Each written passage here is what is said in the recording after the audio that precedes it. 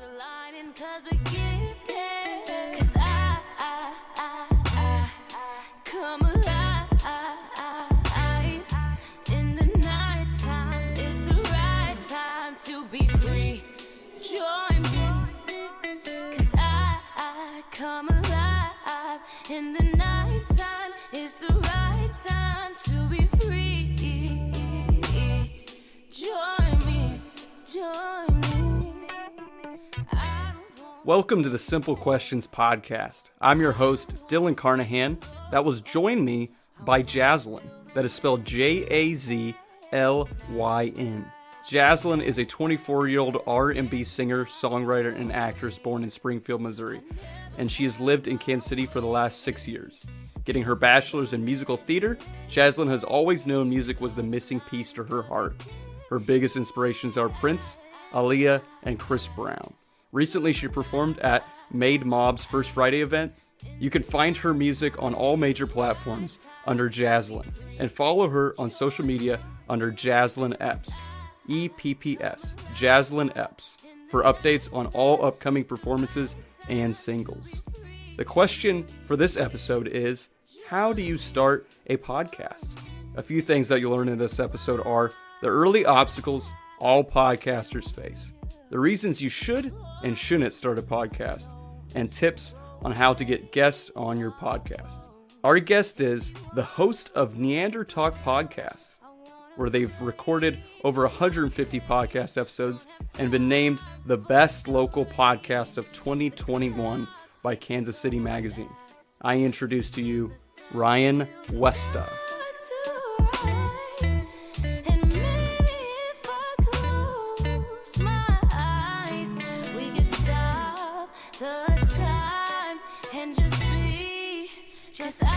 Three, two, one. You see what I did there?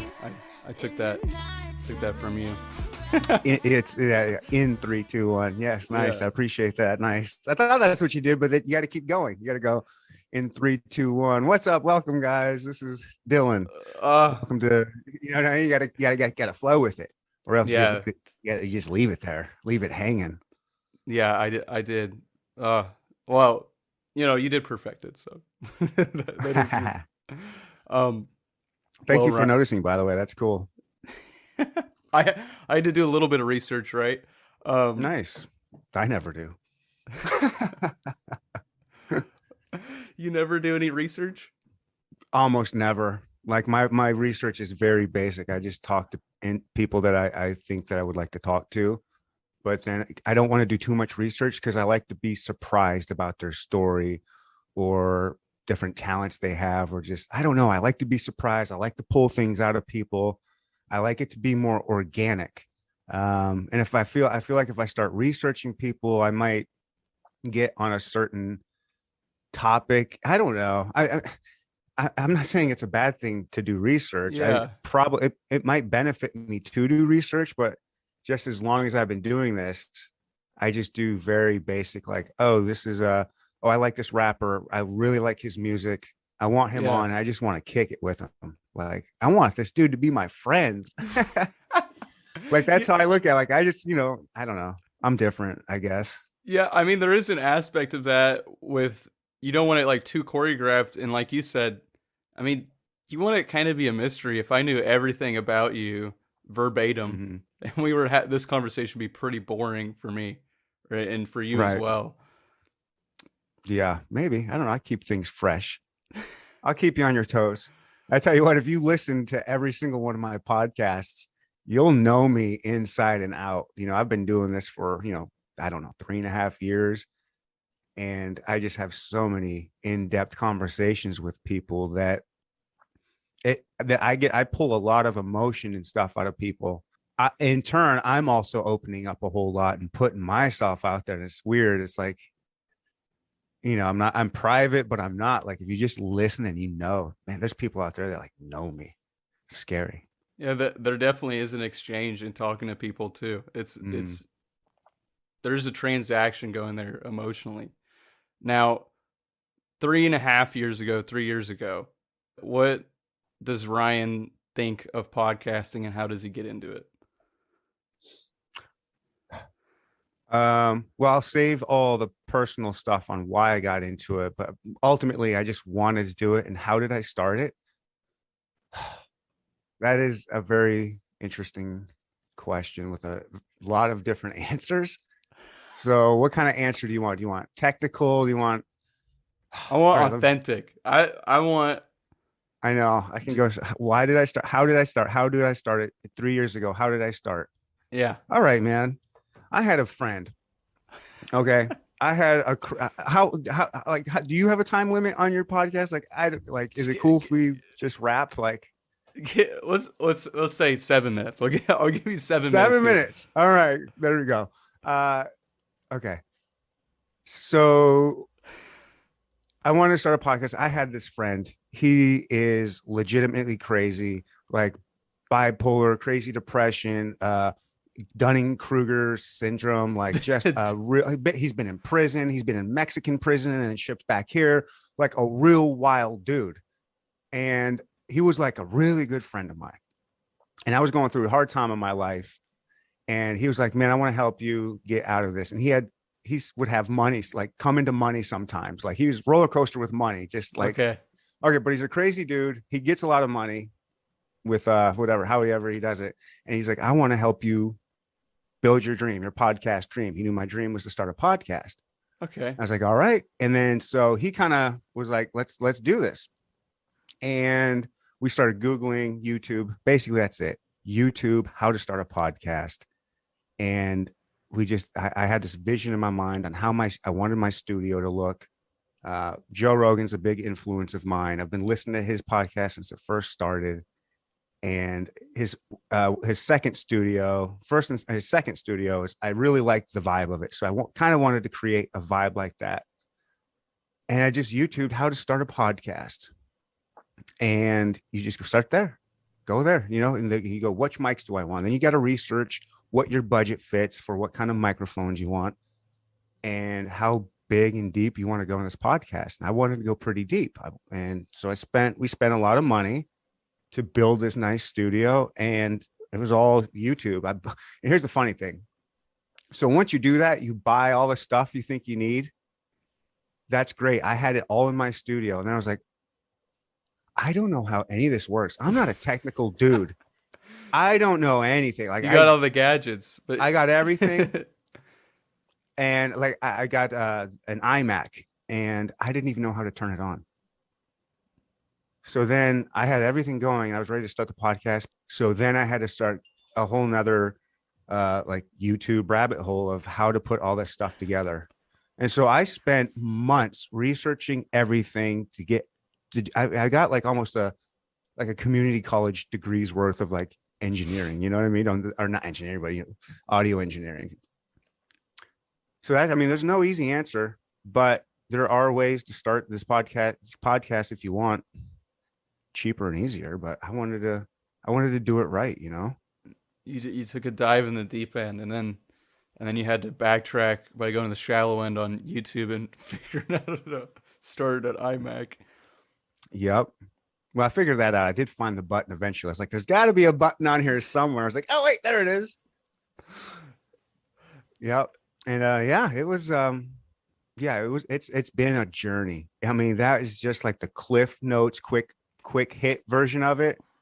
But that story, I should really go. I haven't done like a full deep dive into that whole story because it really is a nutty story. Yeah. There's more to that for sure. There's more to that. And that guy has been on the podcast. He was on episode 1. Okay. And then episode, I think like 34 or something like that. It's Como Barrio, fresh out of jail. He had gotten arrested in Mexico by the federales, and then they held him in Mexican prison for a couple months, holding them there till they could transport him up to the States to prison.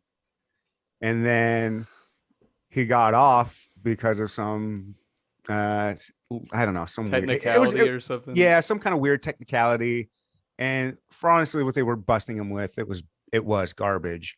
And then he got out, and then he's like, "Hey man, I just got out. Let's do episode a podcast." 34 or something like that. Yeah, it's Como Barrio, fresh out of jail. And you'll see how crazy I mean, you'll see him. He's a character. You know what I mean? He's a character.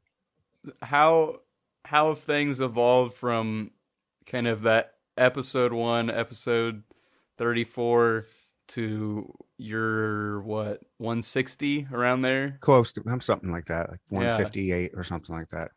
How has it evolved? Yeah. Everything technically and all that stuff's been pretty much the same. Okay. But I've grown.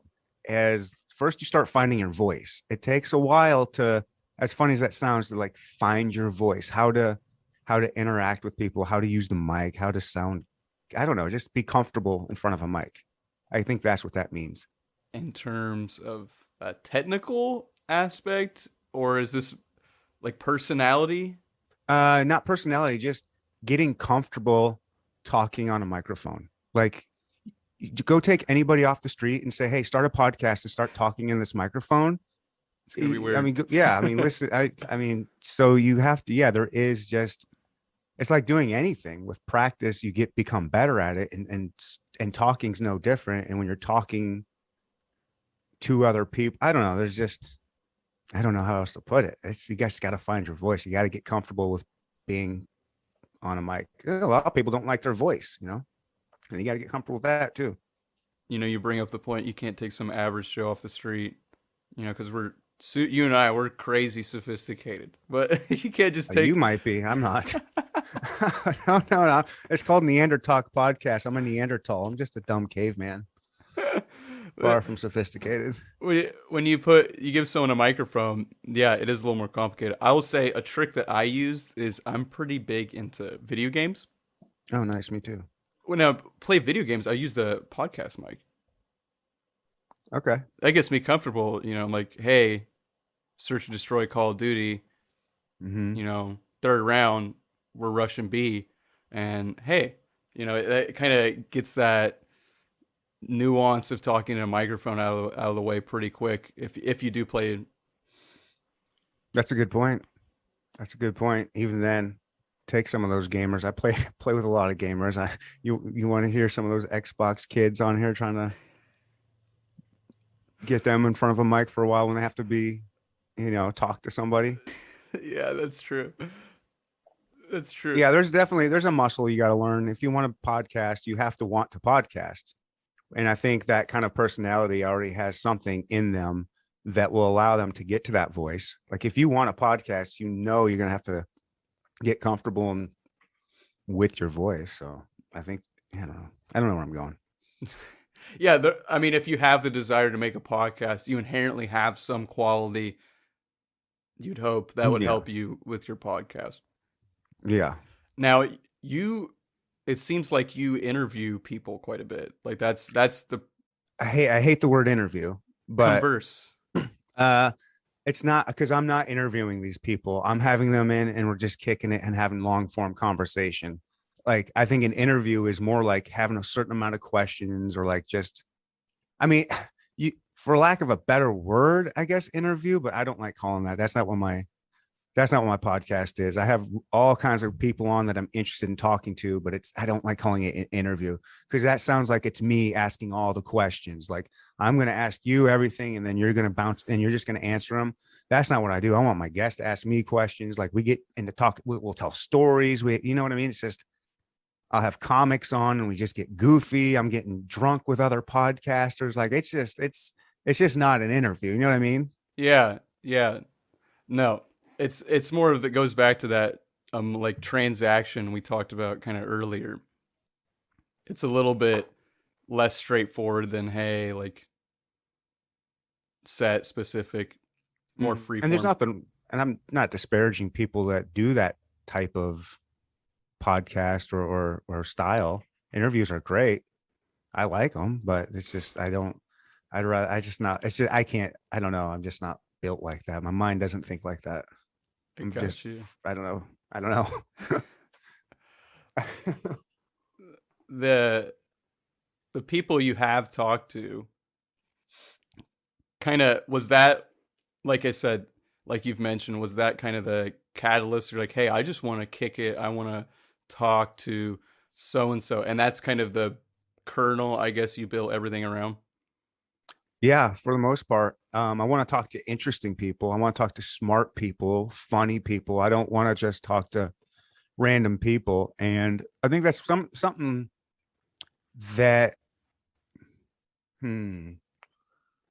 it's hard to get people interested in that sometimes if they just see let me see Brandon Pat. I got a picture of Brandon Patrick right here. He's a Kansas a stand-up comedian, hilarious. Okay. But if you see on like, oh, Brandon Patrick, or I have oh my gosh, which is just whatever the names I have, they're not famous people. People don't know them and they just think, oh, who is this person? But I get people that are really exceptional human beings, because I've been learning that like there's just a lot of exceptional human beings out there that a lot of people just don't know about because they're just not famous for whatever reason, or they're not good at marketing. Like, I think that's a lot of what comes with these people that are famous, is they're just good at marketing. You look at some of these podcasts that are getting these awards or nominated for awards, and it's like, it's all just marketing. It's like, how, like, I don't know. It's just, you gotta be good at certain different things to become somebody. I don't know. I went off on a couple different branches there. I'm sorry. No, you're good. There is an aspect, like, you bring up marketing, like it's true. Like, some people aren't necessarily familiar with how to market themselves using the internet. Yeah, that's me. I don't know how to market at all. That's my biggest issue. I know how to podcast. I'm good at podcasting. Yeah. That's it. Anything else, pimping myself, marketing, I don't know how to do that. So how do you find these people? How do you find them? I mean, because you're saying like, hey, I don't know them based upon name recognition. So how are you coming across these people? Usually, I would say a good 80% of them are probably from Instagram. Really? I just find really cool people on Instagram. I like what they're doing. Some is just music. I listen to a lot of local hip hop. I've always liked hip hop, and I've really fallen in love with the Kansas City music scene. And so I reach out to the people I like, the musicians I like, or topics like, I don't know. I was into cryogenic, cryotherapy for a while. So I was like, oh, I want to learn about this. So I found a cryotherapy guy. I just find things that I'm interested in. I'm interested in so many different things. Artists are really cool people. Like, if there's a cool mural, I'll see who did that, maybe talk to them. Well, I'm really drawing some blanks. I've had so many, it's hard to pinpoint. Yeah. Because I've had over 150 different guests. So it's hard to, I don't know, just my brain's racked right now. If I could look at my guests, like, oh yeah. Like, other podcasters are really fun. I don't know. Yeah. I just find, and then I found them on like, so Bumble has, Bumble, the dating app. Yeah. There's like a business or friends version. I know that. Yep. Yeah. There's the Bumble business. I've gotten some off there. How did you get it on that? You're like, on Bumble? On Bumble Business. How? Come on now. Holler at your boy. Single, ready to mingle. Come on. Ladies out there, neandertalkpodcast@gmail.com. Neandertalk Pod on Instagram. Slide in these sweet DMs.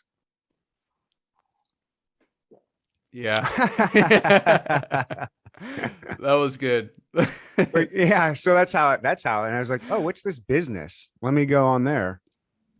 Let's kind of go say, man, I like what Ryan and Dylan are talking about. I like talking to cool people. I think that's what my podcast is going to be about. I think I'm going to be talking to people that I think were interesting. How, step one, you got your premise. Let's not go any further than, say, talking to cool people. How are you choosing your name, and how are you getting a logo? Like, you just give up at that point? To come up with a name? Yeah. Did I give up? No, I'm saying, like, you're like, is that a lot of work? Like, how much work are we talking? Coming up with a name and a logo? Yeah. Oh, that's a good story. I came up with the name Meditating once, and I came up with two different names. One I'm really glad I didn't go with. It was very pretentious. It was going to be called the conscious conscious plateau, something stupid like that. And I don't know. I don't know. One day it was like, I'm a dumb caveman that wants to talk. And I was like, it just came to me. I don't know how to tell you. I was just meditating one day and it just came to me, Neanderthal, like Neanderthal with talk. Like that's, Boom. Boom. And there was you know what? That's funny. I was dating a girl at the time. And I believe I met her on Bumble. Dude, so you're telling me Bumble has its hands all over the formation of this podcast? You have actually, you know what? It really does. Dating apps, Bumble. You have no idea. I really do need I'm glad I'm having this conversation with you. It's just bringing out a lot of stuff that I need to bring up on a podcast of my own.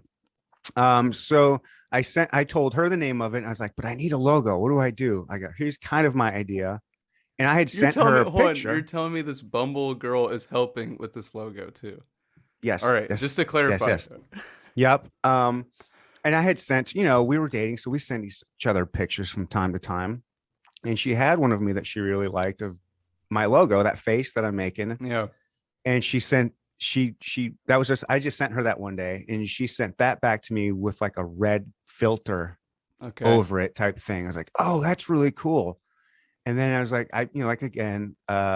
inspired heavily by Rogan, and I liked his logo. I wanted something similar to that, just like the circle type thing, because it goes good with logo placements on computers. Yeah, those like avatar pics. Yeah, it's a perfect avatar pic. So, and I was like, I like that. And then I just did like a shitty phone edit and put text over that, Neanderthal podcast or something. I was like, eh. And then I know my sister was going to college at the time and she's good on Photoshop. And so I just hit her up. I was like, hey, can you do something with this? Here's my idea. I just told her my idea for the logo. She worked on it. A day or two later, sent it back. I was like, oh my gosh, that is perfect. I love it. I absolutely love it. And I still love it. I've had, people on Instagram hit me up all the time. Oh, I can make your new logo, blah, blah. I was like, get the hell out of here. I love my logo. Stop it. Yeah. So that's that story. Yeah. That's interesting that like the formation of your name. I know personally, I had a very similar experience. I was watching Midnight Gospel, which is a animated podcast on Netflix. And I was watching this. It's really like eye wash. It's like super cool looking, but it's just a podcast that's been animated. And I was watching that, and I went to bed, and I woke up, and I was like, man, I'm thirsty. And I go to get water. I'm drinking it, and I just kind of come up with, I'm like, well, what if I had a podcast? And what would it be? And then I'm like, well, I'd ask people simple questions. I'm like, well, what would you call that? It's like, Simple Questions Podcast. and that was really it. And it's just interesting how you can it was really abstract, how that happened. It wasn't, just came to you. Yeah. It's like a gift. I mean, I look at things like that as like a gift from the universe. Like, I think, you can go way back to however long creative people have been coming up, and, they used to call that the muse, if you will, but the universe just gives us little gifts like this, and they're out there all the time. You just got to recognize them and seize them and grab them when you can. And that's nice. You caught it. You caught it, man. Nice job. Thank you. I appreciate it. Yeah. And then I think the logo was a more formulaic route. I'll say worked at a craft brewery. First episode, shout out to Red Crow Brewing Company. Chris and Misty, if you're listening. And the guy who did their logo, I'm like, hey, who did your logo? Nice. And he did my logo. Nice. Very complicated stuff there. I will say and I do have like some Photoshop ability. Wasn't proficient enough, I felt like, to make a logo how I had wanted. I will say that a good place to start for stuff like that, if you're just like completely bewildered by the idea of starting a logo, is Fiverr. Yeah, I would suggest the same thing for sure. Yeah. Like Fiverr is ridiculous. You can Hmm. find people just grinding, making hella good content, whatever it may be. In this particular instance, like a logo. Tch, there are some very talented individuals on that platform. Yeah, and you can get them for cheap. And another route too would be just use your social media. Put a question out there. Hey, does anybody do Photoshop? Does anybody make logos? I'm coming up with a podcast. Here's the name. If you could help me out, hit me up. Like that's, don't be afraid to use all your platforms out there too for looking for help. I do that too for guests too. I'll throw them out. I throw it out there all the time. Like, hey, got any guest suggestions, or does anybody want to be a guest, or blah blah. Yeah. I think a lot of that stuff you'd be, and this is just like for anyone, you would be amazed at the response you would get from people if you simply aren't afraid to ask. Oh yeah, that was my It's crazy. yeah, that was my what do you call that, strategy in the beginning. I mean, it still is. You just have to ask. I started out with, I had the idea. You're talking about guests, or how did I get guests? Well, when I first started, I had all these ideas. I want to talk to this kind of person, that kind of person.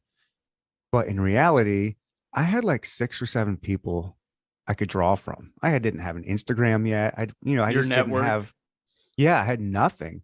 But in my mind, I've got all these great ideas. And then so I just started asking some of my friends that I knew would be interesting to talk to, or I could get some content, or just the ball rolling. You got to get the ball Hmm. rolling somehow.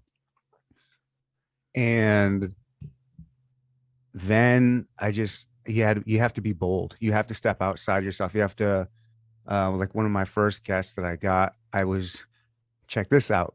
I was on a Bumble date with a different girl. And so we went on a coffee date downtown, and then in Crossroads at Messenger Cafe. And then afterwards, we're like, oh, let's go walk and check some graffiti out. Well, we go down. Have you been down the Crossroads where all the Yeah. graffiti's at?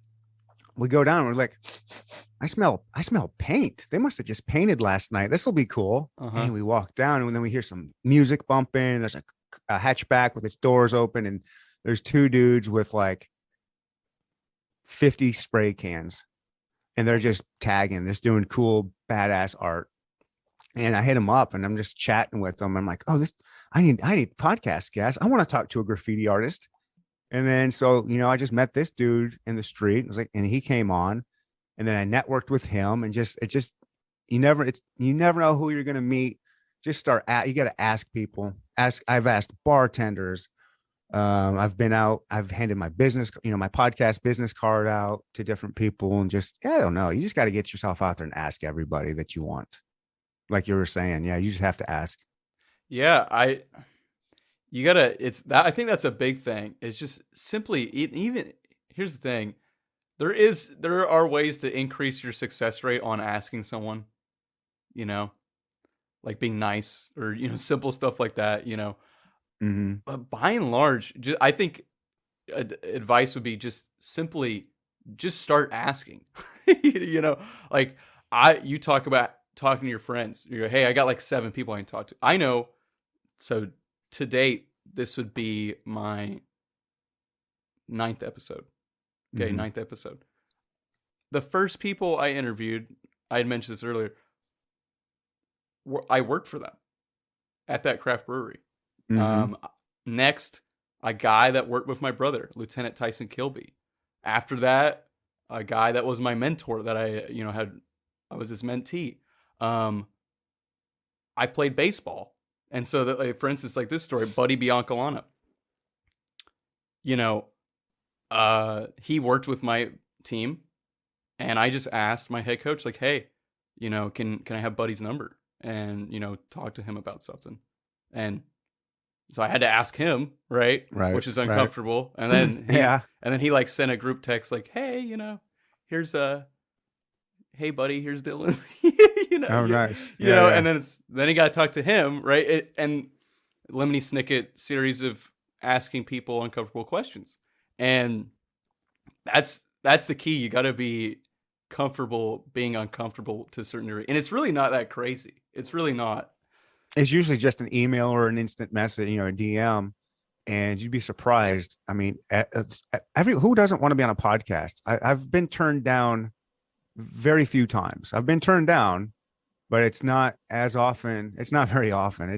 People want to do a podcast, especially if you've been doing it for a little bit, or it looks good or sounds good. As long as it looks kind of professional, they'll say yes to a lot of things. I'll have so many people come in here and be like, "Oh, can I cuss on your podcast?" I'm like, "You have not done your research." Yeah, like, yeah. And I don't know. It's funny. Just ask people, and a lot of times they'll do it. Yeah, I mean, you have a platform, and everyone's slightly narcissistic. Right. Yeah, exactly. Everybody wants to. Yeah. And I've talked to some, a couple people that were probably, I don't know. I was surprised as they said yes. They were kind of not big names, but, kind of, at least to me, like, if people know this person, a lot of people, you know what I mean? Like, there's a few people I'm like, whoa, they got a blue check mark. Like, I had one guy that was on Joe Rogan's podcast. Yeah. Like, so it's that is crazy. I know. I've had a guy that's done a TED talk. I've had a best-selling author, like huge big name author. Like, it's, yeah. And you sat down and talked with them. Like, how cool is that, right? Oh my gosh, the bigger ones. They're usually like the author was in Vancouver. The guy that was on Rogan's show was in like Milwaukee or like this. So they were over Zoom. Uh-huh. I prefer to do in person, but it is cool to get those people too that you really respect and look up to, like right across the seat, like right across the table from me. I get to hang out with them. It's awesome. And then I've, like one of my favorite rappers is now one of my best friends. It's amazing. What would be your advice on reaching out to people like that? Just do it. Just DM them, Instagram them. I like I said, I prefer Instagram. And just DM them. Hey, my name's Ryan. I host Neandertalk podcast. And if you got some accolades, you can throw that on there. Yeah. And just be like, hey, I'd love to talk to you. I really love your music. I really love your stand-up. I love your books. I love your movies. I'm really curious to learn about your opinion on this or that. I heard you on this podcast or whatever. Just, feed their ego a little bit, but it's not really feeding them. I mean, if it's something you're really genuinely interested in, they're going to feel it, and then they're going to come in, they're going to want to talk to you. Like, if you're interested in somebody, convey that. You got to convey that, and you got to put initiative, and you got to be, you're saying, not be nice. You got to be nice, but not just that, but be professional a little bit. Just, know your crowd, know your audience. Yeah. Well, just reach out, just do it. Well said. Well said. Just do it. Yeah. 100%. I think, like, for anyone listening, like, you're over here like, hey, this person's cool, and same here, and you send them a message on social media. Like, that's the barrier to entry we're talking about. Like, out of all the things, whatever, like, think, it's pretty low. Yeah. And it's just a DM. The person can read it and not even let you know that they read it if they're not that interested. Yeah. It's not that, you're not out anything, and you're just a profile to them. You're not even a real person to them yet. Yeah. They don't have that connection. You're just another Bumble pick. Yeah. Maybe 6 or 7 picks, a couple thirst traps on there, You're okay. You booked someone, right? You got someone's like, hey, Ryan, sounds sweet. 9 a.m. Sunday. Let's do this. Let's do it. And then you go, holy cow, I don't have any equipment. I have none. What equipment do you need? Okay. Depends on how much money you want to spend. Depends on how deep you want to go. Depends on the level of your seriousness. If you want to be super serious, you spend, you're going to have to spend a couple $1,000s at least. Yeah, at least 15. If you want to, like, I don't know. Podcasts are to me, it's all about the quality of audio. So you just got to spend a little bit of money. You can get away with $1,000 for a really good setup. Get yourself a Zoom H6 and then a couple good mics and some cords. And maybe even cheaper than that if you don't want to. You know what? I take that back. You can get it. You can get invested. You can get good quality for fairly cheap for $500 or $600. I bet. get a used Zoom H6 and 2 microphones. I got Audio Technica AT 2020s, I think they're called. Probably $80 a piece. XLR cords are maybe $20 a piece. So you're looking at $100 per mic. And then your Zoom H6 is going to be a couple $100. 1, 2, 3. So $500 you can have a professionally quality setup for two people. Now, if you want to step it up, you know, you can add video or add nicer mics or this, that, and the other, headphones and mixers and this and that and the other. But if you want to go cheaper, there's an app called Anchor.fm. I don't know if you're familiar with that. Yeah, that's my platform. That's what yeah, they do free podcasting on there, and you can use your iPhone. You can just record on your iPhone and upload it through that. You're not going to get the best audio quality out of that, but it'll get you in the door. You're putting out content. You're getting comfortable with doing it, but it's just, don't ask me to be on your podcast if that's your setup. Like, I'm picky. Like, I listened to your podcast before I agree. Like, you know, I read your message. I was like, let me check. And I was like, okay, it sounds professional. You know, it's good quality. I'll do that. But if it's like some garbage, I'm not going to be associated with that. So, and then from there, if you have just a computer, you can get a cheap mic, like a USB mic for like $50 or $60. But then again, the Blue Yeti. Yeah. Yep. A Blue Yeti, $80 or something like that. The Snowball, it's like 40 or 50. But yeah, just spend it. Just invest in yourself. That's what I would say. Because if you invest in yourself, say you spend $1,000, that's a lot of money. Mm-hmm. A lot of money. A lot of people don't have just $1,000 to blow on a hobby. But if you have if you can just work a little extra overtime or pick up another job for a couple months and just do that, that's going to kick you in the ass. So you get even more motivated. Like, I just spent $1,000. I have to do this. I have to reach out to guests. I have to put content out. I got aggressive with it. That was kind of my mistake. When I first started my podcast, I was like, oh yeah, I'm going to do this. I'm going to have all these people. I'm going to do it once a week. Wow. I mean, I've been doing it, but that was such a stupid mistake. And now I'm like stuck doing it once. I mean, I love it, but it's a grind. It is a grind to do it every week. And I mean, it's a good grind, fun grind, but when you spend that kind of money, you're going to invest in yourself. And so if you just got to invest in yourself and believe in yourself, put that $1,000 down, get a dope little setup and do it. If that's what you really want to do. And if worse comes to worse, you know, sell it on eBay and take a loss. Go on Facebook Marketplace. Yeah. What you brought up the H6. What is the H6? Is that an interface? Is that that is a podcasting audio mixer. Like it's probably it's one of the best things that podcasters use. So your microphone. So I use XLR mics. I think you do too, right? Yeah. So yeah, and I have that connected to, it's called an H6. So those go to that. I can take this anywhere I want. It can be portable. You can put batteries in it, and I can take these microphones and my H6 anywhere and do a remote podcast with it and get audio. It'll sound just this good. And that's it. It's got a mixer. It's got little dials on it, and it's got different channels. It's got like 4 channels, and you can it just makes it sound professional wherever you go. Like how my podcast sounds in my studio, it'll sound just like that anywhere. Cause it's like a little podcast machine. And then I have that, and that will record everything on an SD card. Okay. And then you can put that in your computer. I have it hooked up directly to my computer. So it just records everything on my Mac, but you don't have to go that deep if you don't want to. And then also what you could do, this actually isn't bad. If you want to save even a couple $100 more, get just the H6, and it comes with one microphone attached to it. And you can do, the quality on that's pretty good. I don't know, there's an idea too. Get your H6 with the microphone on top of it and record great audio with that to your SD card. What? Yeah, there's so many options for podcasting. It's crazy. That's why you got to just do a little bit of research and figure out what works best for your budget. Come up with your budget first and then figure it out. Use the budget to pick to get what you want.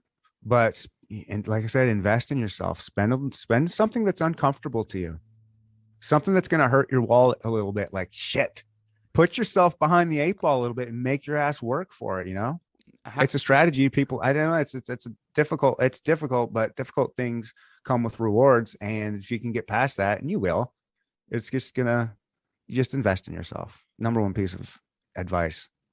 Yeah, I would say if you're really serious about it, it's akin to like investing yourself via education. I mean that's Hmm. investing yourself going to school. If you're really wanting a podcast, the similar thing would be to invest in the equipment to do so. And also, I mean, there's so much that comes along with starting a podcast. It sounds great, but you got to be honest with yourself. And you have to be honest with yourself on why you want to do the podcast in the first place. Do Hmm. you want to do it to make money? Do you want to do it to be famous? Like, what's your goal? You better not want to make money and you better not want to be famous. Like, that's everyone's got a damn podcast. There is just everyone has a podcast. It's crazy. And it's fine. It's fun, but it is very hard to make money and it's very hard. You have to be passionate and you have to do it because you want to do it. It can't be vain. It can't be just, oh, I'm going to make money, a quick buck. Like that's very, you got to catch lightning in a bottle for that. Hmm. I'm not saying it can't be done, but you have to have good intentions. You have to have a real reason why you want to start a podcast. So a bad idea to get in would be like something vain, like, hey, be making like 10 mil in the next 10 years through my Well, podcast. What? well, I only say that because that's probably not going to happen. And you're going to notice that real quick. Oh my gosh, nobody's listening. Well, it's very hard to get Yeah. it going. You're like, what? I only have 30 listeners. This, like, what the hell? Like, that's how it starts off. It starts off with 20 or 30 listeners, and then you got to start building it up. But it takes a while. It takes a while. And if you're just looking at those numbers and you're like, oh my God, this isn't what I thought.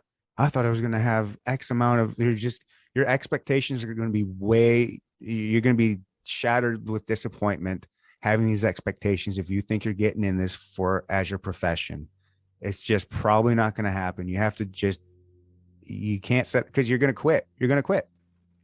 If you have the expectation of making money at this, you're going to quit because you're going to get very disappointed and very discouraged early. Yeah, you have to. There is a little. If that is the case, like there is not instant gratification. Like I have No. looked at my Anchor analytics and gone, "Wow, thank you, mom, dad, brother, and sister. Right. You guys are great." Right. Yeah. And you got to be consistent with it. That's the other dirty little secret. You got to be consistent with it. If you schedule, I'm going to do one once a month, I'm going to do one bi-weekly, you have to do it. Your audience has to trust you and they have to get comfortable and know that, hey, like my podcast comes out, I say on there most Mondays because sometimes I take a day off or sometimes a guest skips out on me. So most Mondays, my audience can expect that there's a new episode of Neanderthal.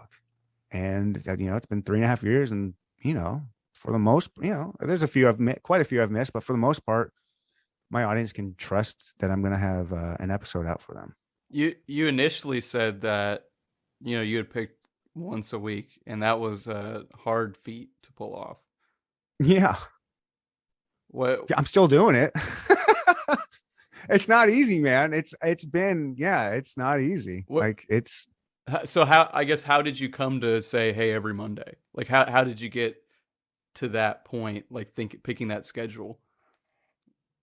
um because that's the start of the week. But for me, because I'm a mailman, I hate my job. But one of the things that gets me through my day is podcasts. And Monday's the longest, worst day. And I want something out. Like I look forward to listening to podcasts on Monday. Mm-hmm. And so I just use that as like, hey, what would I want? When would I want to listen to podcasts is Monday. So I was like, I'm going to throw mine out there. And that way, also when I release it in the morning on Monday, people have all week to listen to it. Mm-hmm. Like, oh, I don't have, I'll listen to it on Wednesday or something. So it's there all week for people. And I don't know, it just made sense. It's just how it worked out for me. There's a lot of like scratching your own itch in this, as far as like, hey, I want to go talk to people about this topic. I'm going to go do that. Or I like to listen to things on, say, Monday. I'm going to put it out on Monday. And I think that can be used as a guide a lot of times for, doing whatever, whether it be podcasts or anything else. But I'd say scratching your itch, it plays a big role in kind of any of these decisions.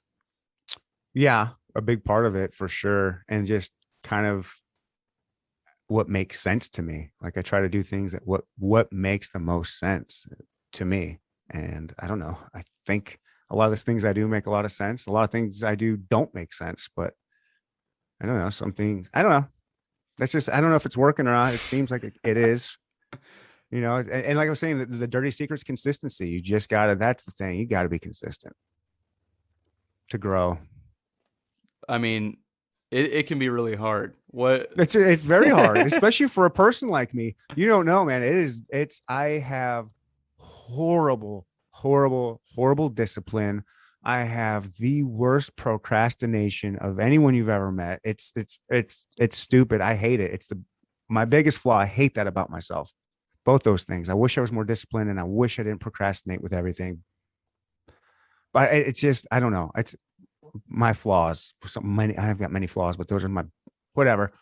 But for whatever reason, I just have been able to do this one thing consistently for the most part. I don't, it's because I'm passionate about it. It's the reason I got into podcasting in the first place was I needed something to kind of live for outside of when I have my children. Because I got 2 kids. I'm divorced with 2 kids, and I have them every weekend.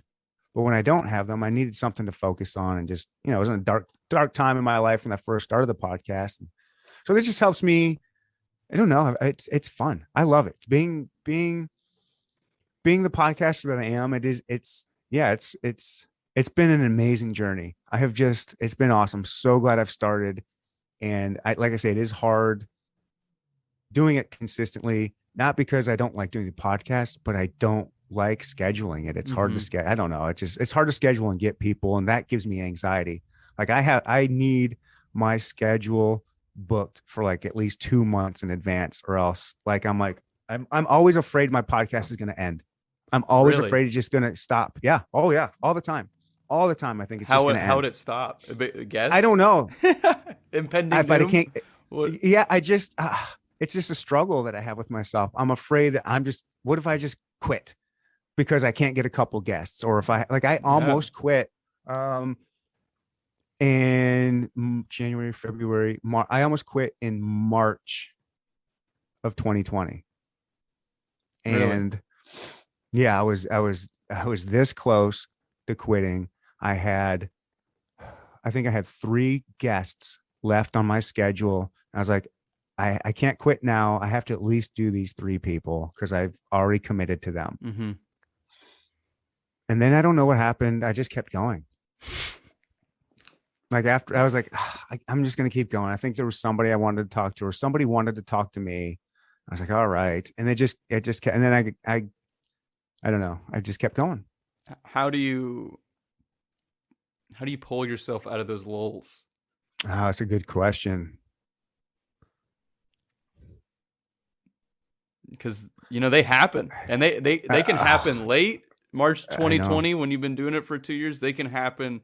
Say you publish that first episode and you're like, damn. Well, when you first start, you're just invigorated. Nothing's stopping you. At least for me, nothing was stopping me all day, every day. I was doing what I could. And now I do get lulls. I don't know how I just do them. I'm a hard worker, man. I'm just a hard worker. And if I commit to something, if I have guests, I can't quit on my guests. Like I can quit on myself all the time, but I can't quit on my guests. So I guess that's why I schedule it for 2 months in a time. That accountability. Yeah. I can't let these, I've committed to them. I asked them to come to me. I can't just say, no, I'm done. Like I have to. So yeah, you got to be there. And so you just, and then here's the thing. I will get these lulls. I'm like, I just, but then I'll have the guest on and I'm like, this is why I don't quit. This is why I don't do it, because I have so much fun. Like I talked to some of these people, and some of them I'm like, oh, I don't know how this one's gonna be. And then they blow my socks off. I'm like, I love doing this. Like I have so much fun. Like it reinvigorates me. It's like you almost forget about it. Like especially if you take a couple weeks off and you get like in that comfortability of not doing it, not being disciplined, but then you get that guest in and it's just a good time. It's just that's what keeps coming back is these people. I just have so much fun doing it. It's just so much fun. I laugh so much. I learn so much. It's awesome. Yeah. It's selfish. It's selfish, really. The thing is, what I find is when I kind of hit a lull, it usually is, and kind of what you're saying, I enjoy like this conversation we're having, right? Mm-hmm. And then I spend time looking at WAV files and I'm editing things. And I'm over here looking at the video and editing that. I'm making like the thumbnail, all right? And then I'm like, I don't like this. I don't like podcasting, right? And I put it out, and then you look at your 4 listens and you're like, well, that's done. Was it worth it? Yeah. Was it worth it? And it's really only until, hey, I reached out to Ryan. I send that Instagram message. Hey, we're talking right now. And I'm like, I love this. This. Right. But it's that grunt work. And it's you paid on the back end. Yeah. That I find can kind of be emotionally taxing. Yeah. Well, what you're talking about there is being an editor and not a podcaster. And so I'm not an editor. I've been dabbling with it. Like I'm going through that right now. I've started another YouTube channel and where I'm doing like pink drink reviews, like going to different restaurants or bars and reviewing them and just chopping it up. Like it'll take me, I don't know, 12, 13, 14 hours to edit a 3-minute video, 4-minute video. Yeah. And then I think my biggest one's got like, I don't know, 75 views. And I'm like, and then the other ones have got like 20, 25, 30. I'm like, it's good content. It really is good. It's entertaining. It's quick. It's just good. And I'm like, am I going to keep doing this for like, I'm not an editor. I'm, you know what I mean? And so my trick around that for the podcast is I don't edit anything. It's you come in, you sit down and pretend this is live. I pretend my podcast is live. I go in 3, 2, 1, boom, shalak, boom. Here we go. I got Alan Wayne, the Prodigy with me. His new album just came out. It's the demonstration or actually whatever it is. And we just go and it's just live. And then that's it. I edit in just my intro video. I edit that in. And then I put my logo and song in. Then I put that. There's this very, very, very little editing. Very, very, very little. That is definitely a good way to circumvent. I know that, you mentioned like basically keeping it as if you're going live. That's a great way to do that. And that, like you're saying, I mean, like this conversation, like probably just keep by and large vast majority of it in frame on the episode, and that's saving you however many hours. I know, God, the first episode I put out, I don't know, I spent some insane amount of time editing. I had Audacity up and just beating on my keyboard like I'm playing Beethoven's Fifth Symphony. Stayed up to like 2 a.m. on like a Saturday and Sunday. Oh yeah. As a full-time college student playing baseball. I'm over here on my weekend just killing myself. And gosh, there's just like you can spend like hours editing and for what? Yeah, exactly. Yeah, I'm not about that. I'm not about that life. That's just that'll take it out of me. That's just I'm not an editor. I just want a podcast. That's like a whole other thing. What do you use to edit? What's your software? I think that's something we haven't mentioned for like an equipment. Okay. Kind of that's great. Great question. What do I use? Well, the H6 just goes straight to my computer and creates my file on. What do I use? I'm sorry. No, I do use something. Gosh darn it. Okay. So since I do video, I have you're a gamer. Have you ever heard of what Twitch is? I am well versed. Okay. I used to stream on Twitch. Anyways, so that's how I got familiar with this. Is there's a program called OBS. I think it Okay. stands for Open Broadcast Software, and it's a free program. And you do that, and then you can hook your all your cameras. I have 4 cameras in my studio, and they are webcams. They're just like cheap but pretty decent quality, like 1080, I don't know, HD 1080p. 10, yeah, and they're HD whatever webcams, and Logitech. They're probably $80 a piece for those, and those sync up to that program Mm-hmm. along with all the audio. This was all stuff I had to learn. This is all the stuff I had to teach myself watching all these YouTubes. It's just, but it's a free program, and it's not that difficult to learn.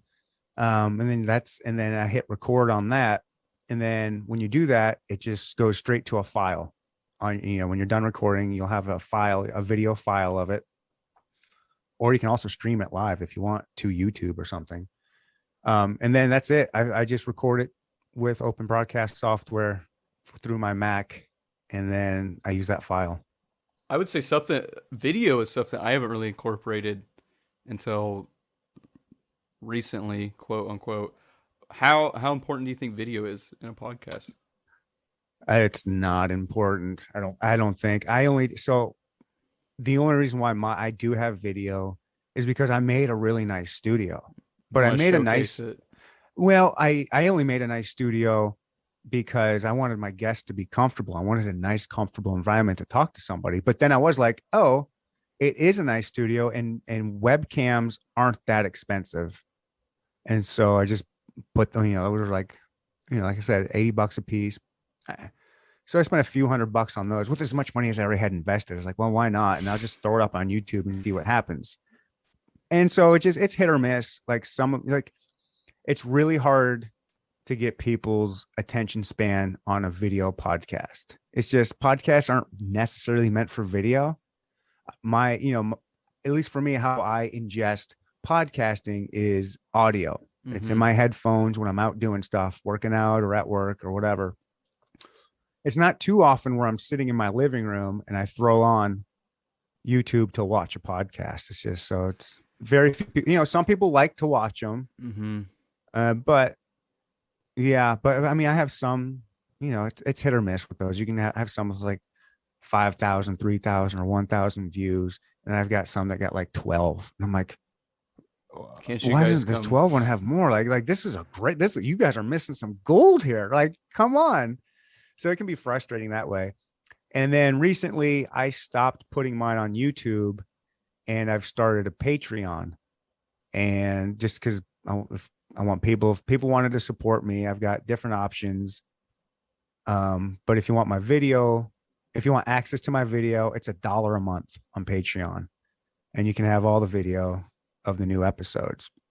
And it's good. It's good video. I have, the other thing I didn't mention on OBS is you can switch cameras on the fly.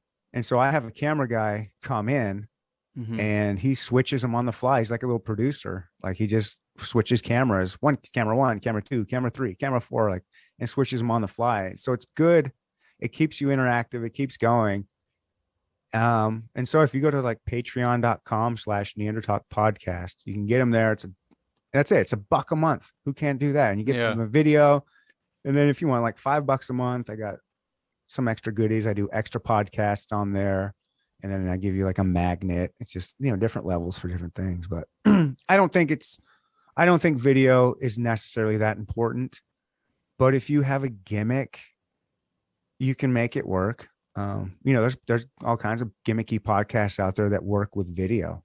Yeah, I mean, it's at its heart, it isn't a visual format. It's a podcast.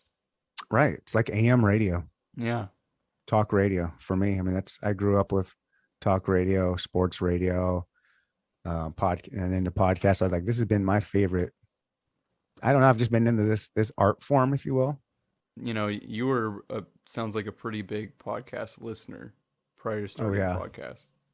Oh yeah. I went to podcast listening 101. It's like, because I was listening to so many of them for so long, I just felt like I would have been good at it because I've been listening to this stuff forever. Yeah.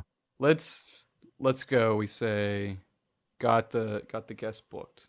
All right. We got all of our equipment here. What kind of format are we gonna follow? That's whatever you want. Whatever. See that this is a wonderful thing about podcasting. The people out there that are wanting to start a podcast, you have to do what you want. For me, it's long form conversation because I am by nature a very curious fella. One of my tags is I want to either be laughing or learning. And that's like my goal. I want to either be learning something for somebody or just we're chopping it up, laughing our asses off, like having fun. But there's people that love crime. Crime podcasts are huge. You know, if you're into crime, do some kind like there's little niche networks out there you can get involved in. The frisbee golf, there's big frisbee golf ones. There's big poker podcasts. If you just have something you're passionate about, maybe you're passionate about baking the best sourdough bread and you're really into like talking to bakers and figuring out I don't know. There's little things out there. If you're interested in, you can start a podcast about it. And the more unique that niche is, the more chances the less competition you're going to have for podcasting in that area. And you might have a bigger chance of blowing up quicker on something. There's a podcast in Kansas City that keeps getting nominated for one of the publications here. It's a comic book podcast. Really? And it's not Kansas City centric or anything. I don't think. It's just they talk about comic books and comics.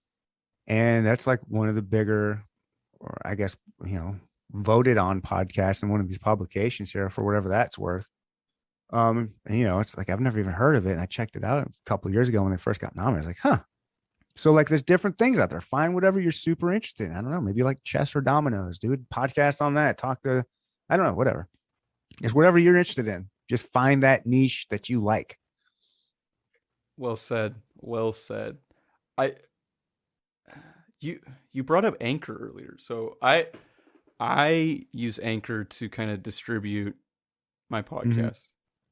What do you use, and what are some other options out there for that? So when I first started, but let's just put it like this way. I had a lot of money invested in the studio, but then I was like, all right, I got to put this out there. And I started looking, there's a thing called Podbean. Okay.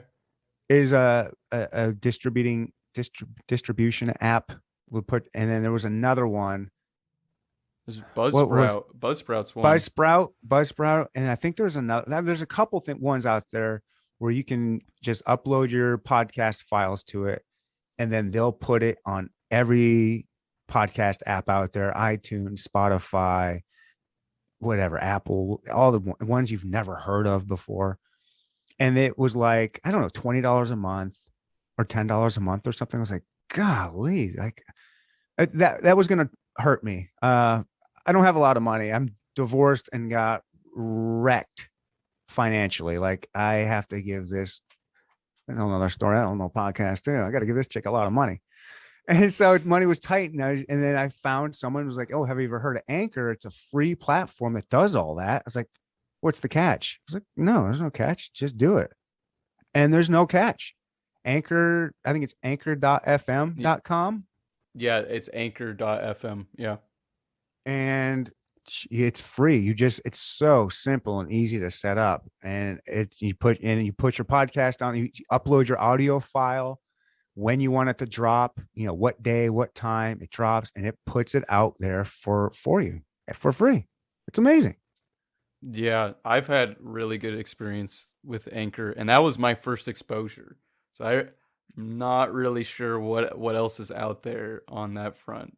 And you don't even need to know. That's my opinion. I don't even need or want to know. This works so perfectly. I just don't understand what the other ones could possibly offer you. I don't know what they offer you that this one doesn't offer for free. Like, if you want to spend money, go spend money. I don't care. Go spend $20 a month on Podbean. Go ahead. You know what I mean? But you're going to get the same thing as I'm paying, whatever, which is nothing. Yeah. And it's pretty intuitive too. Like, I mean, if you can figure out how to start a podcast, you can certainly figure out Anchor's app.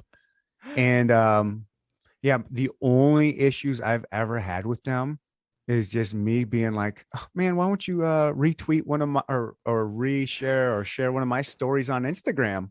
Because I hit them and hashtag them all the time, and I see them promoting other ones, and they're not promoting mine, and I got all I don't know. I'm like, all right, I unfollowed them for that reason. You got a whole silent war going on with Anchor.fm. Dude, you have no idea how many silent wars I have. You have no idea how many silent wars I have with local podcasters, with Anchor. I got some silent wars with past guests or guests that were supposed or non-guests that were supposed to be guests. I got some silent wars. It's not healthy. I need help. You need more meditation. That's what I do. I do. It's true. Now, gosh, there are so many hiccups you could succumb to, or not know how to get out of, and you've mentioned several throughout the duration of this episode. What are some other very tough obstacles you faced as a podcaster? This one is kind of a silly one, but I don't if you work in an environment with a lot of people that you interact with, that you're kind of, your coworker friends, your coworkers, and if they know about it, you're going to get a little, I don't know, mine like to joke around. Oh, we should do a podcast about this. Oh, what are you going to do a podcast about that? I'm like, dude, I don't even talk about my podcast at work. Very rarely do I mention it. And it's like, I don't know, getting like needled by people sometimes. That can be just annoying. You know what I mean? It's like, oh, hilarious. Just that nagging a little bit. Nagging and just like, sometimes a little bit of hate from people, but hate fuels me. Like, I kind of like it. That was, I don't know. Yeah, Brian, what are you going to do? Make a podcast episode about the water cooler being empty or what? I don't know. Or yeah, come on. Oh, yeah. That's real interesting. No, and I'm like, no, do you think you're interesting enough that I would talk to you? I just work with you. You're a mailman. What do I want to talk to you for? You're nothing, Sarah. Yeah. It's like, I mean, I'm a mailman too, but hey, I got a podcast. Yeah, I'm a special mailman. No, I'm kidding. I've actually had I've had two of my coworkers on one of the early episodes, but they were, yeah. What other obstacles are you facing? I know like the learning experience, and you mentioned this earlier, like, yeah, I remember like I recorded my first episode and I'm like, yeah, how do I edit this? Like, yeah, like there's just so much learning that has to go on. I mean, it's not, even if you got all the right stuff, even if you got all the right bells and whistles, you got all the right equipment. I mean, there's so much to learn. Yeah, those are just the first biggest obstacles you have to jump across. But once you do, it's pretty smooth sailing after that. Jump over those hurdles and it's just a sprint then. So I do interview a lot of hip hop artists, okay, local ones, and I will from time to time, more often I'd like, just get these rappers that'll just slide in the DMs. Yo, what do I need to get on the podcast? Put me on your podcast. What's up, bro? I love your stuff. Can I get on the podcast? And you get all that all the time. It's like, it's just these, low level rappers that I've never heard of. And which is fine. Kansas City's got over 1,000 rappers, I bet. So it's fine if I never heard of you, but you got to come correct. You can't just yo, let me get on your podcast. Yeah. It comes back to how you and I reach out to people. You're not just like, hey, Ryan, and like, or, we like hit you up like that, or like, and then later, can I be on your podcast? Like, be formal, like, have some feel, have some feel. Like, just be, there's so and then you get a lot of disingenuous people. Oh yeah, I've been listening to you for a long time. It's like, you just followed me. I can see when you started following me. And so just dealing with like some of that kind of stuff, like clout chasers, or just people that are wanting to promote themselves selfishly, and just some of that was like I wouldn't call them hiccups, but they're just it's kind of annoying. You're gonna have to deal with it. Like, that's just gonna come up. But it's fine. I mean, it means you're doing something right. If you got people hitting you up like that, they know about you, and they're hip to you one way or another. But I mean, also I like legit people hit me up going, oh my gosh, I really like your stuff. I would like to come on. I appreciate that. Like, I want people to ask me, but just come correct with it. Don't demand it. Yeah. At what point within your podcast journey did you kind of see that start to happen? Hmm.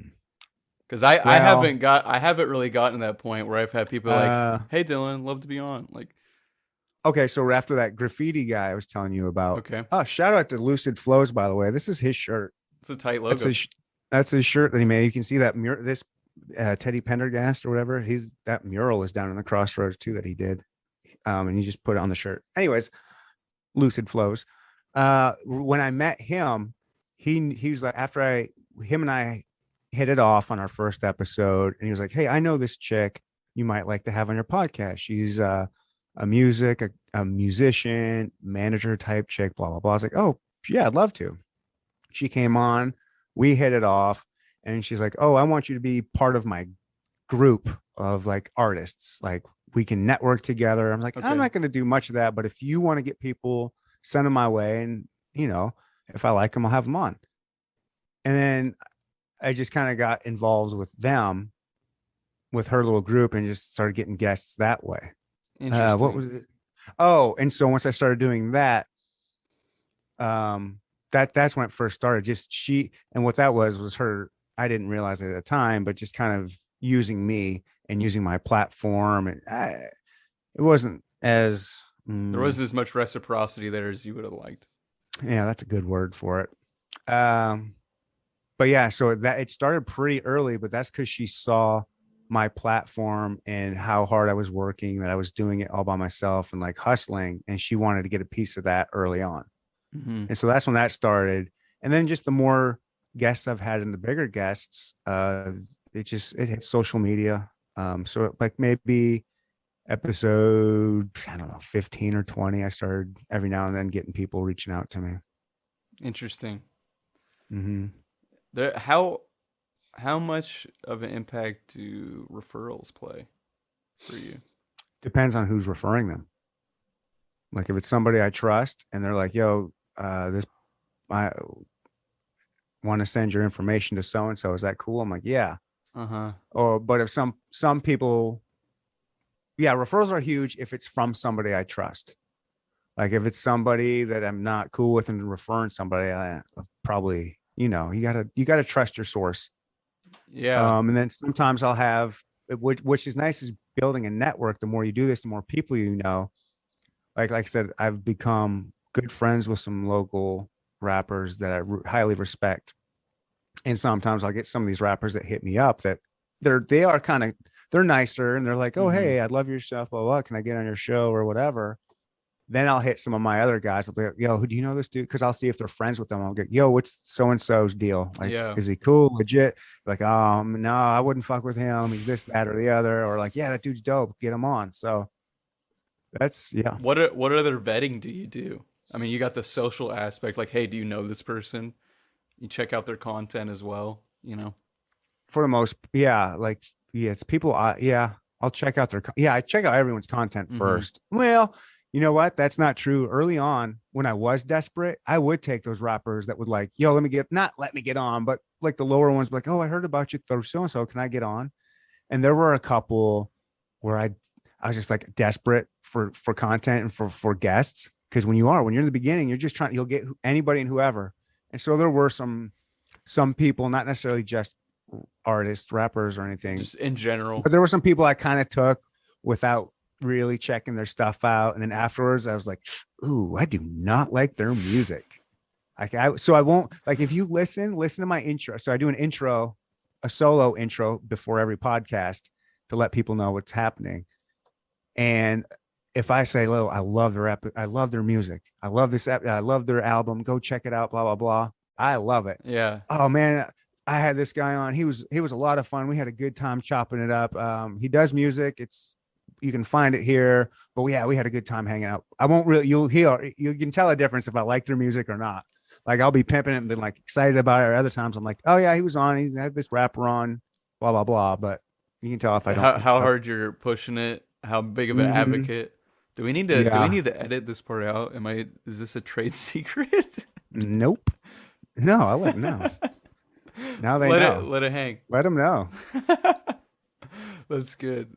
Yeah, there is there's an aspect to like, I don't want to use the term quality control because that sounds like superficial, but like, I think it goes back to kind of what you said, like the whole coworker thing. It's like not just anyone. I'm not just gonna have any person, come on my platform, like or it's not that kind of thing. I don't know how would you kind of how is it for you? I think it's I'm taking it serious. That's it. You have to come at it with a mindset of just taking it serious and not, and having a certain amount of respect for yourself and for your show at some point. You just have to understand there's also levels and steps, and you have to be okay with some of these steps, but then you gotta level up. You got to constantly level up. And so it's okay to not necessarily get anybody at the beginning if that's the kind of style of podcast you're doing, but you're going to be a little more generous with the invites probably, or stuff like that. But then once you start leveling up, they get better. Yeah, no, I've seen that firsthand personally, and yeah, it really is. It's like, who do you know at the beginning, and then you really gotta. It's like I always say, like on Craigslist, it's like trying to flip a paperclip into a house. Oh yeah, to a certain degree, it's like, all right, I got my one red. Was that one red paperclip? Yeah, it was something like really just minuscule, just nothing, right? And not to say that's what necessarily happens early on, but it is to a degree. You got to build a base and then kind of leverage that, and you do have to build your credibility in a way. And I know it was so hard early on. Like before I put out like a 4-minute episode 0, which is just kind of me describing, what the podcast is. And until I really put that out, it was just an idea. Like, oh, I'm going to make a podcast. And I had like equipment, and I was still like trying to get a logo and still kind of ironing out like what my format would be. And man, the more like tangible you make things, like, hey, I have a catalog. Now I have X amount of episodes. And someone can it's palatable. Someone could go out and, hey, I can listen to it. It really is. It's just an idea. And that makes it really hard for people that don't know you or don't care about you or whatever, that are more distant from you, to really grasp what it is that you're doing. Yes. It's about creating a resume. It's a podcast. Look at it as, there's so many different metaphors and analogies you can use for it. I mean, just look at it as like a plant. It starts as a seed and then it starts to grow. That thing grows slow. You can't, it's going to take a while. But once you start growing it starts to grow. And then at some point, that thing will just explode and get little flowers on it and stuff. You know what I mean? It's like, oh, I've developed a resume of X amount. I've got 75 episodes. That's a nice number. You can start reaching out to some bigger people probably if you want this. I don't know. Now, patience in your journey. In your podcasting journey, what are some helpful resources that you've come across?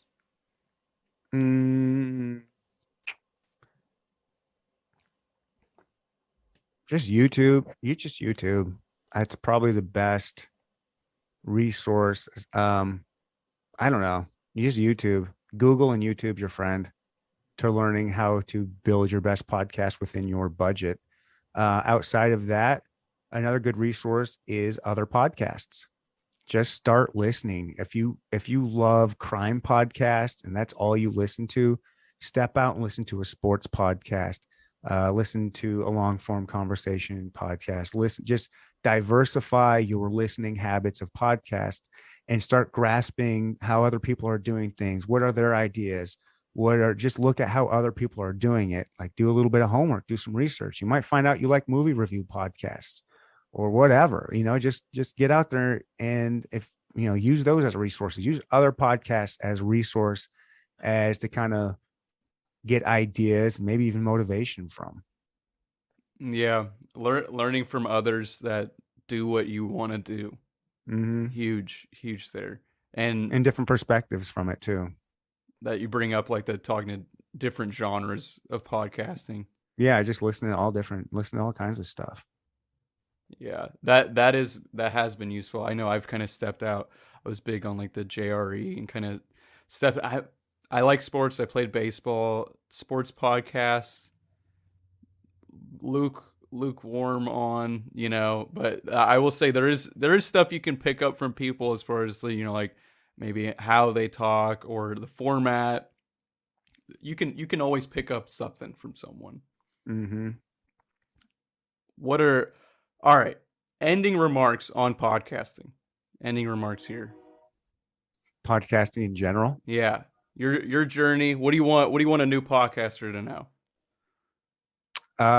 Don't do it. Don't do it unless you have to do it. I say don't do it. That's that's how I would end it. It's unless you are passionate and you love it and you want to do it for the art and the love, that's why you do it. Don't do it for any other reason, because it's a hard grind. You're going to get discouraged often. It's just, I would say don't do it unless you have to do it. I have to do it and I love it, but don't do it unless you have to do it. If you don't have that passion, you won't have the drive for it. If it's not something, like I said, yeah. And even if you're kind of thinking about it, I would say don't do it. Really? Don't do it if you're just thinking about it. You have to want to do it. I talk to so many people all the time. I've been wanting to do it. I want to do it. And then they just never do. And then they start and then they quit after a little bit. It's like, you didn't really want it. You got to want it. Like, it's just hard. I don't know. You got to want it. No, I think that's with everything. I've experienced that at every point in my life. I think that comes down to it. If you wanted to do it, you would have done it. Mm-hmm. You might need a kick in the pants, because I did. I needed a kick in the pants, and I got that. But I mean, I don't know. I'd say don't do it. It's hard. It's hard. Unless you have to do it, don't do it. There's a million podcasts out there. What do you got to say that's so interesting? Probably nothing. Just listen. Just listen to Neander Talk podcast. I got you covered. Boom. Boom. Well, Ryan, it was a pleasure talking to you. Thank you for coming on. This is the first time I talked to a fellow podcaster ever. They're the best. Yeah, those are the best podcasts. Those are some of the ones I had the most fun with. I like, because other podcasters know how to do this. It's seamless. We know what's up. Mm-hmm. So mm-hmm. Thank you, Ryan. Yeah, thank you for having me, man. I do appreciate you reaching out and wanting me to get on. This was a lot of fun. Like, I'm always out there. I've been promoting for years that I do want to help people with podcasts. Like, if you have questions, hit me up, ask me. Like, I do want to help other podcasters out that are serious and want to do this. Like, I'm all about, if you want me on your podcast, I'll probably come on. If you have questions about it, hit me up. I'll help you. I love helping podcasters. And just to wrap things up here in a bow, where can people learn more about you and Neander Talk podcast? Instagram is great. Neander Talk Pod on Instagram. And then just Neander Talk podcast. It's on all the platforms. Patreon. I still have like 150 plus episodes on YouTube you can go watch. And then I don't know. That's it. Neander Talk podcast. Find me. Google me.